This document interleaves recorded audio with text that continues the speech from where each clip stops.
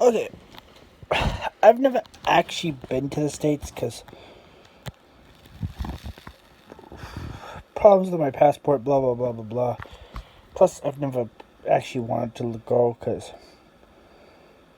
really, the idea of a 6 month plane ride to, like a 2 hour plane ride to go to what's basically Canada's big, annoying, rude brother.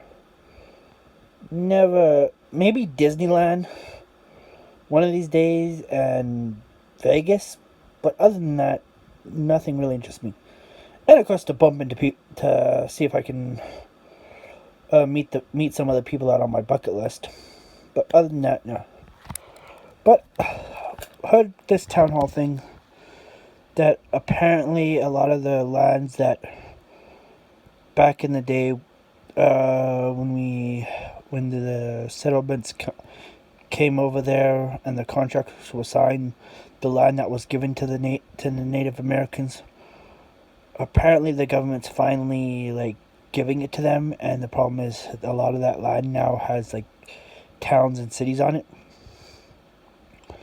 Everybody's saying this isn't fair. So it's not fair that after years of oppression, systematic and aimed murder, and well, let's be honest, hasn't happened recently, but back when America started genocide, there's a lot of tribes that aren't around no more, so that's genocide. After years of that, and after years of being just pushed down and beat down, they finally get what was promised to them, and it's not fair.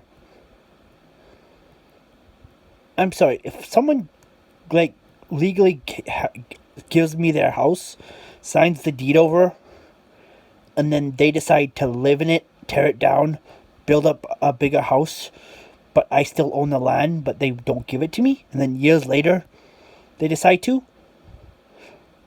I'm not screwing them. They've been screwing me for the last 10 or 100 years.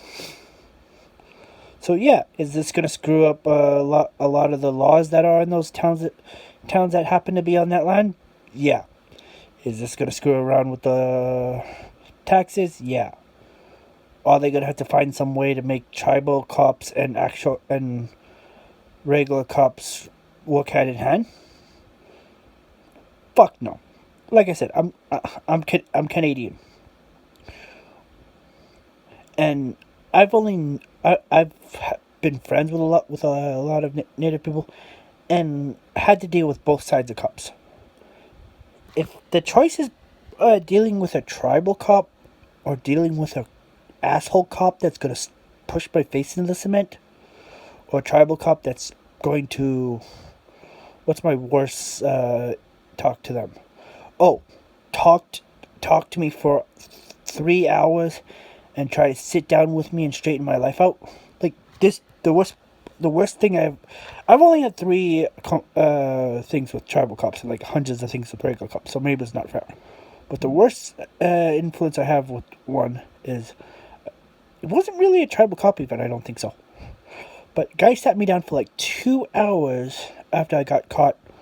After me and my buddy got caught piss ass wasted on, like, not only booze but a shitload of stuff I was coming down off.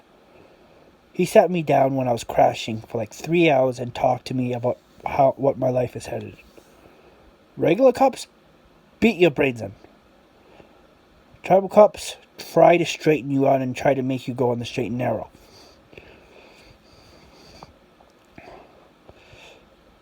I know what I choose.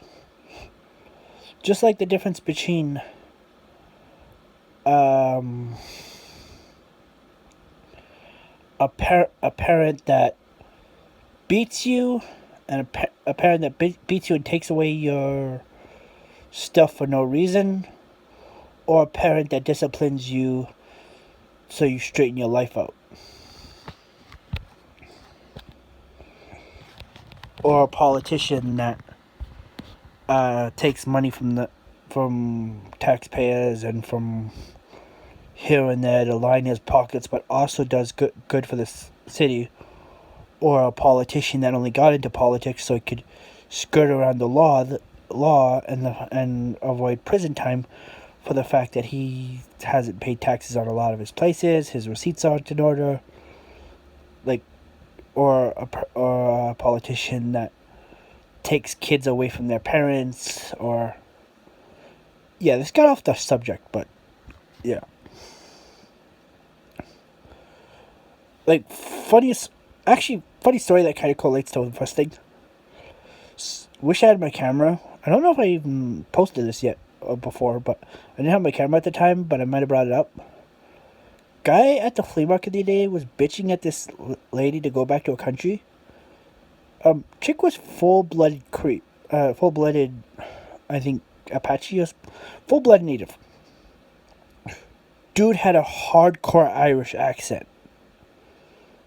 Like, dude couldn't have even been second generation. So it's like, go back to your country. He's like, she's probably been here, can go to 21andMe and track her lineage all the way back to the beginning of Canada. Your dad or your grandpa was fresh off the boat.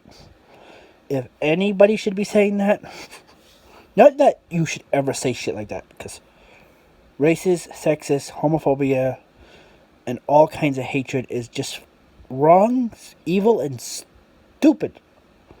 Like, stupid because why hate somebody because of how they're born, or because of their pigment, or because of who they fuck? Doesn't make sense to me. Like, even the logic that white people are better in some way than others, the logic there doesn't make sense. We're more likely to get skin cancer. We age faster. Where's the genetic plus we get?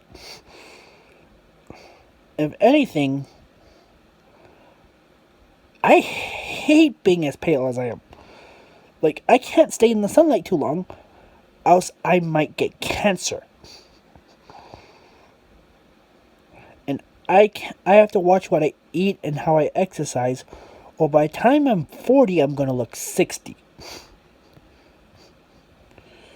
And yeah, back in the day, the years of drug use might help with that, but I don't get the logic.